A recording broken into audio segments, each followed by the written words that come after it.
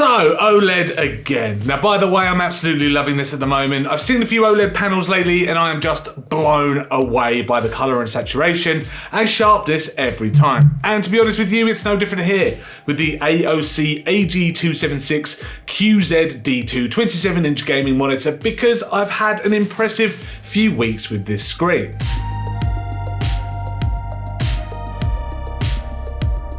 To get some specs out of the way now, it's got a 27-inch QD-OLED panel that's capable of 2560 by 1440p resolutions. It's got a massive 240Hz refresh rate, which, okay, it's not the best on the market now, but you try running your games at the highest graphics settings while maintaining a 240Hz refresh rate, it's difficult. But if you've got a rig capable of that, then absolutely smashing. Look at this monitor. It uses adaptive sync technology with a range of 48 to 240Hz and is capable of certified display HDR True Black 400, which is alright, but nothing really to shout home about. Yes, comment now why I'm wrong, I know you're watching. Physically, the monitor looks okay, but the bezels, especially those on the left and right hand sides, are a little too wide for it to feel super premium. It's a frameless design, which means that the bezels are really not protruding from the panel at all, but I think I've been spoiled somewhat by the thin bezel monitors lately, and these here just really stuck out to me. Okay, maybe I'm being a little bit picky, they're not too distracting while you're actually playing games or watching media, and being an OLED panel, you're really going to be quite impressed with the quality of the screen anyway to even notice the bezels. But of course, being an AOC AGON panel, they're not exactly at the most expensive end of the market anyway, but hey, observation, right? AGON branding can be found on the front, but it's pretty tasteful and doesn't really stand out either. One big thing about the screen though, which I found quite funny in darker looking games, is the amount of reflection this monitor gives off. It wasn't so bad writing this script or playing brighter games, but playing some Ori and the Will of the Wisps, you could see my Nanoleaf light panels behind me, and when I was doing some general editing on Premiere Pro, I could see myself in the screen. It wasn't really massively distracting, but it was a bit noticeable. Around the back, you've got a pentagonal AOC shape where the stand usually goes, but as you can see, I've got it mounted on the wall here, and I really don't know why these AOC and Philips monitors have these really annoying VESA mounting plates included. It adds just so much depth to the monitor from the wall because of it. Just look at this AOC screen here compared to my older MSI next to it. And just to quickly show here how I've got this mounted to the wall, you can see the mounting plate here where the bracket is actually connected to. You've got a few inches there of space compared to the MSI monitor where the actual bracket, you can see, goes directly or embedded into the monitor itself.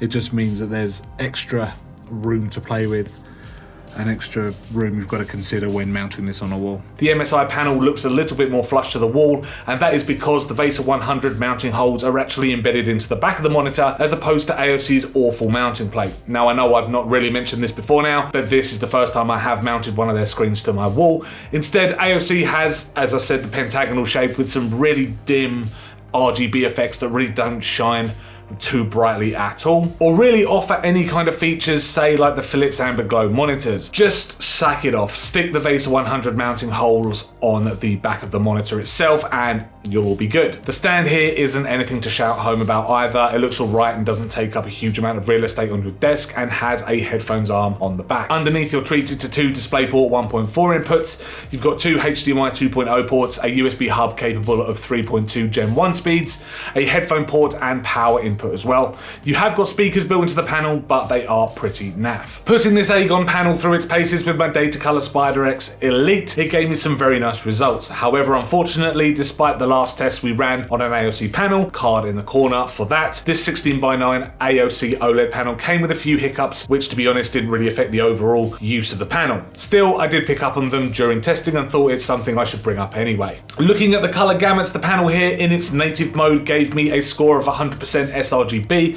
96% Adobe RGB, 98% P3, and finally 93% NTSC, which overall aren't bad scores at all. Moving on to its brightness and contrast, the panel gave me a contrast ratio of 13,510 to 1 at 100% brightness, though its white point did let it down, coming in at 7,600, which to me was a little bit of an outlier considering its ultra-wide cousin came closer to the 6,500 mark. Color uniformity at 100% brightness was also a bit of a letdown down as well, with a darker spot in the top middle and a hot spot down in the bottom right. Dropping the overall monitor brightness down to 50% produced a much more consistent outcome, though the bottom right hotspot did remain. Luminance uniformity was perfect across the board, so no issues there, as was color accuracy with an average delta E of 0.68, which is superb, and a max of 1.56 with no real noticeable colors letting it down, so that is amazing to see. Running the OSRTT tool on the monitor produced an extremely decent experience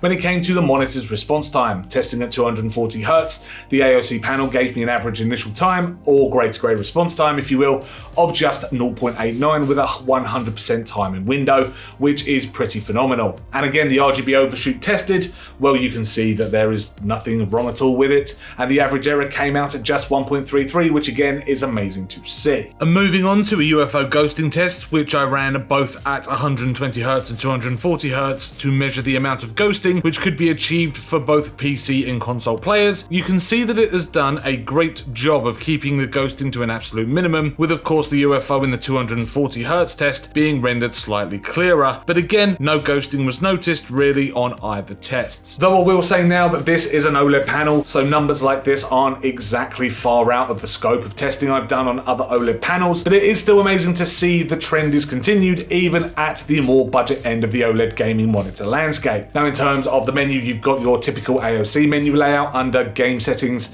which gives you your game modes, game color, shadow control, and all of that good stuff. Next is your luminance menu for contrast, brightness, dark boost, gamma settings, and all of that kind of thing. Underneath are your picture-in-picture settings and your color setup, in which I did stick to the panel native setting, and then your light effects and audio settings as well, which is pretty much self-explanatory. Most importantly though are your OLED protection settings, which include a refresh, pixel orbiting, and a screensaver to protect your panel from burning. So overall, a pretty decent experience despite the hiccups I recognized with the white balance and uniformity of the panel. Some odd design choices with the VESA 100 plate make this monitor a little bit annoying to wall mount, and the bezels are a bit thick as well. But in terms of the image quality for gaming and the 240Hz refresh rate, it is absolutely brilliant, and a monitor I don't think you'd be too disappointed with. I could happily look past the little niggles I picked up on for the OLED tech, and as AOC has managed to keep this monitor under the £500 mark, it makes it a pretty strong contender in the OLED gaming monitor market.